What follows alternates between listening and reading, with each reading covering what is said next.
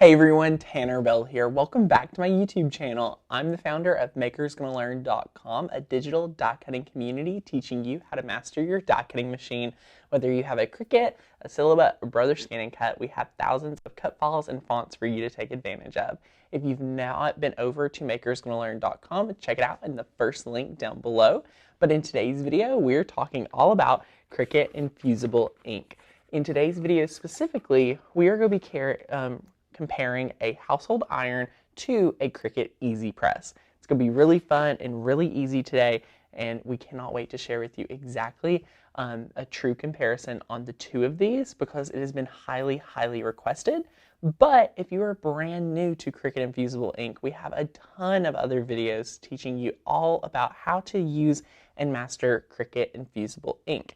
So be sure to check out one of those videos in the Cricut Infusible Ink playlist. We're going to link down below. So we'll make sure to link that so you can check out all of our other videos related to Infusible Ink, but you'll get a small little tutorial today. Now what we have for today's comparison are two simple black circles. This is going to give us a true comparison to see which one can work better, which one can work at all.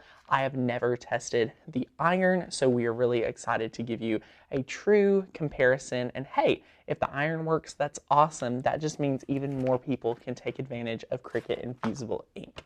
Now, one of the reasons why we love the EasyPress is that you can set the exact temperature for your project.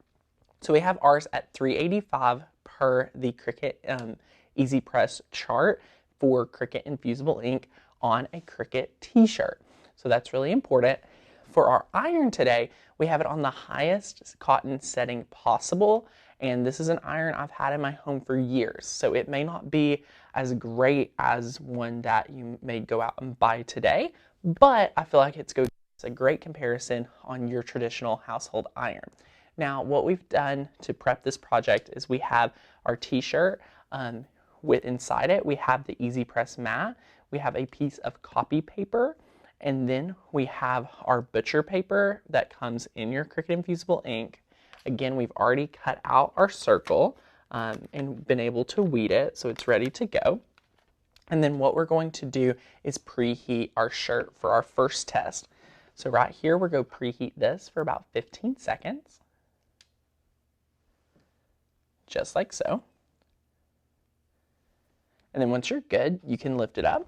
You're going to let this cool completely, and then we are going to use our lint roller and make sure there's no fibers or hair or any dust on our shirt. And yes, you do want to do this even if you just have taken it out of the packaging. It is just as important.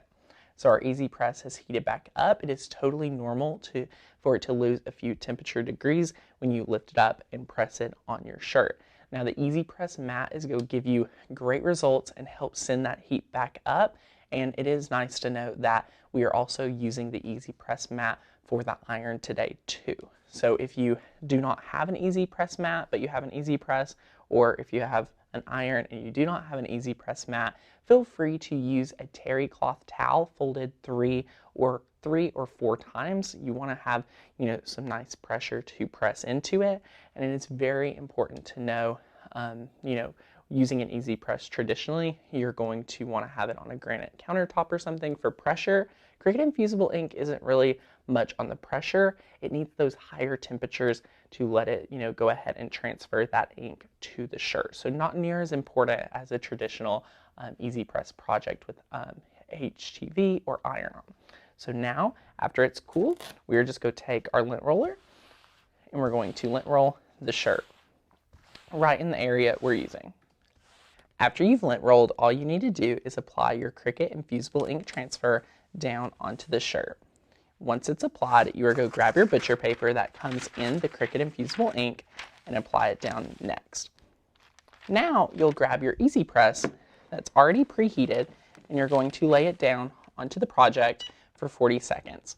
You do want to apply light pressure, but it is mainly just to make sure it's touching the shirt, that it's not just sitting there. You do not want to apply a heavy pressure, and you also do not want to move the EasyPress around. You just want to give it nice, light, even pressure for 40 seconds. Now that it's timed down, we're just going to lift up and you can remove the butcher paper. But what you're going to want to do after is to allow this to cool completely before peeling up. All right, guys, after it cools completely, we can now peel it up. Look at this amazing, vibrant black. This is perfect. These are the results you want. Nice, crisp lines. The color is very saturated. And the number one reason why everyone recommends the EasyPress is for the one-hit wonder.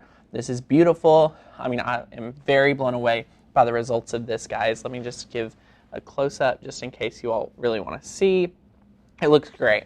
So now what we're going to do is we're going to follow that same tutorial down to the T, but we are going to use our household iron. So the iron, what we're going to need to do is we're going to have to hit it multiple times because our design is a little bit larger, okay? So what we need to do is, again, preheat this over here with our iron. So we're going to take this and we're just going to preheat it. I'm going to give a little bit of pressure. And again, I think if the iron does well, I do just want to point out that we have the EasyPress mat under here, which is sending that heat back up onto our shirt to give it some really great results. So we're just going to use this iron for a little bit longer than I would use the EasyPress.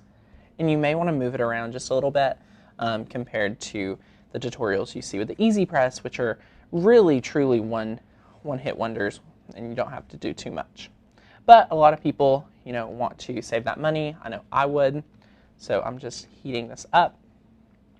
And then again, we'll let this cool completely before we use the lint roller. Now that it's cooled, we're just going to lint roll this area right here. And then now that you've lint rolled it, all you want to do is take your second circle, apply it down, and then we're going to reuse our piece of butcher paper. Now, a lot of people do not recommend doing that, but as you can see, there's no ink on either side of our butcher paper. Therefore, you are more than welcome to reuse it. So now we're just going to lay that down, and we are going to grab our iron, and I'm going to intentionally work on the right side, and then we will hit the left side, and then we're going to flip and do the top and then the bottom. So we're going to try to do half-half in 4 20-second increments. So now that it's been 20 seconds, we're going to lift up, and we're going to press down on the left side. So now that it's been 20 seconds on the left side, I'm going to lift up, and we're now going to press down at the top for another 20 seconds. And now we're going to press down on the bottom. So now that it's been 20 seconds, we'll lift up, and we've now hit this 4 different angles, so it should have nice even coverage. Again, we can remove the butcher paper, and now we are going to let this cool completely before peeling up our infusible ink transfer. All right, guys, now it's cooled. Here we go. I'm so excited to see how it looks. Aww. Guys, we did our best. But this right here, I hope you can see it on camera. For the middle area, it looks really good. So the middle area doesn't look as great as the EasyPress, but it looks really good. Let's go ahead and zoom in. Okay, so to our left, you can see our awesome iron, and then to the right, you can see the EasyPress. Now, the EasyPress obviously wins this, but it's clearly made for these type of things. Now, what I would say is if I was going to test out the iron again, I would definitely hit it more, you know, just like this middle area got hit. It definitely looks like the edges of the iron is way warmer than the middle, but here's the thing, guys. I would not want to potentially waste a shirt, waste a whole pack of infusible ink or anything like that to potentially make a project with the iron, because do you know how easy you could make a mistake with this? Clearly, as you can see, the edges of the iron definitely have way more heat than the middles. Even here, you can tell that there's dots on the iron.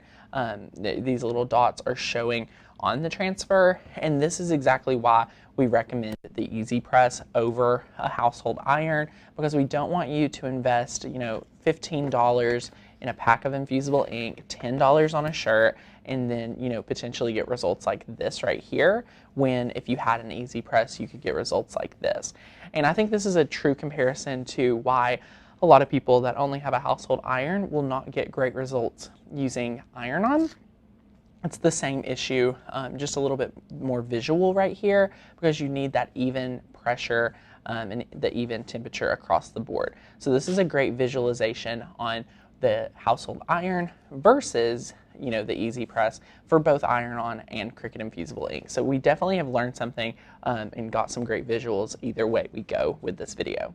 What did you guys think? Are you all surprised at how the household iron was able to perform? Do you all have any reviews on using a household iron versus an EasyPress for any projects? If you do, leave us a comment down below. Be sure to give the video a thumbs up and subscribe to my channel so we can see you guys in all of our other videos. We are so excited to be posting videos almost every single weekday, as well as seeing you guys on our live streams at 1:30 every single weekday. I hope you guys have a great day, and we'll see you back here real soon. Bye, guys.